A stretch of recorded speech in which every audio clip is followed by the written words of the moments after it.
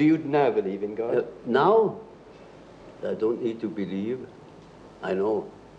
Dear Carl Jung, although almost a century separates our lifetimes, I think we both know that is no real obstacle. I remember you once wrote that a dream hinted to you that beyond this world there is no time, it is only we here, now, that are trapped in it. I'm struggling with many things and I'm tormented by questions I am still naive enough to hope to find answers to someday. That, however, puts me in an isolated and lonesome position, although I'm surrounded by loved ones. Sometimes it seems the only people I could really talk to are long dead. However, I came to realize that is not true.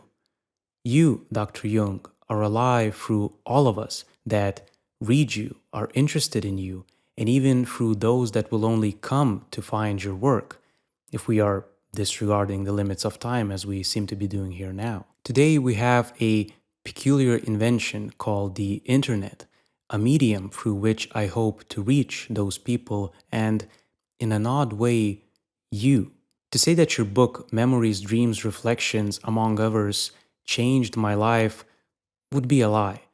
Books don't change, but rather shine a light on what's already there. To use your own metaphor, I was living in a house with a basement I had no clue about. Obviously, this relates to the idea of the unconscious, but also to something more personal, which I want to expand on here. I find myself a modern city person who knows of no other life. Compared to history, it is such a rich and comfortable position, yet I find myself increasingly dissatisfied, always rushing, optimizing, making endless task lists, adjusting meeting times, seeking events, unable to stop, to reflect, mindlessly moving from one goal to the other without any gratification or sense of achievement. In summary, restless, desperately lacking something, yet having no clue what it is.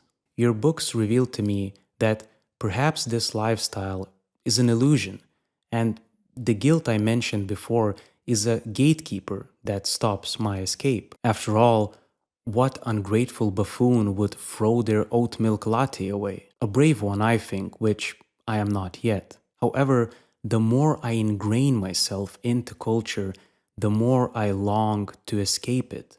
My roots are deeper than ever now, yet I cannot help but look up to the sky and wonder. You wrote critically of the unbalanced modern man clinging to their newfound rational powers and technology. Funnily enough, I then thought critically of this modernity too, but to be completely transparent and honest, I am no exception. I scoff at premonitions, sarcasm my way around traditions, and roll my eyes at the mere mention of zodiac signs. Even when reading your work, a voice inside mocks and tries to defend against the influx of the symbolic or the irrational. I say defend because I realize now that this intellect of mine serves as a vital barrier against the fact that I do not understand anything at all. Being, the whole of it,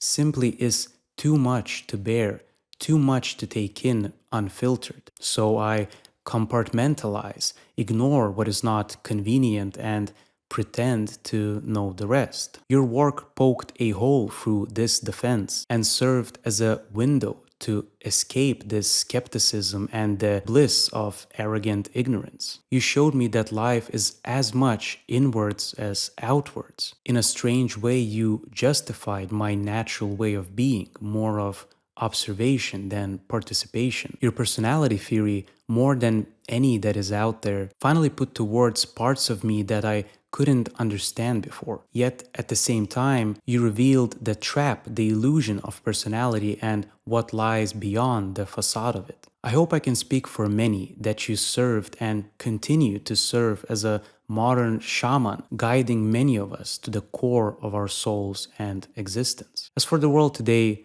Nothing much has changed. We still cling to our personas, we deny or project our shadows to others, and many of us fail to become centered in our consciousness. I think in the end, you were right in your analysis of modern man. We have not changed course and are still straying further from the self, the transcendental, the infinite. Paradoxically, we call it a lack of other now because we live in an age of endless, limitless positivity. In a desperate attempt to escape the tension of temporality, meaninglessness, finitude, we now tell ourselves and others that all is possible.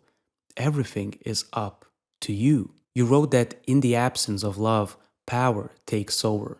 Well, these days we talk a lot of power and little of love, unless it is self-love, whatever that means. We deny our humble part in the whole and try to inflate ourselves to infinity and swallow up otherness. We try to solve the duality of the human condition by claiming that we are both, yet sadly it seems that we end up being neither.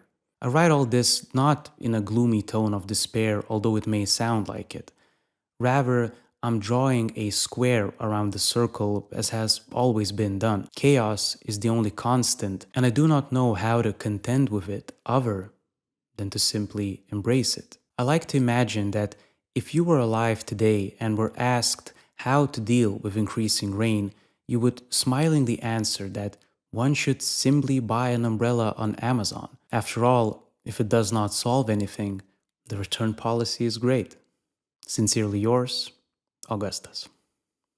The world hangs on a thin thread. And that is the psyche of man.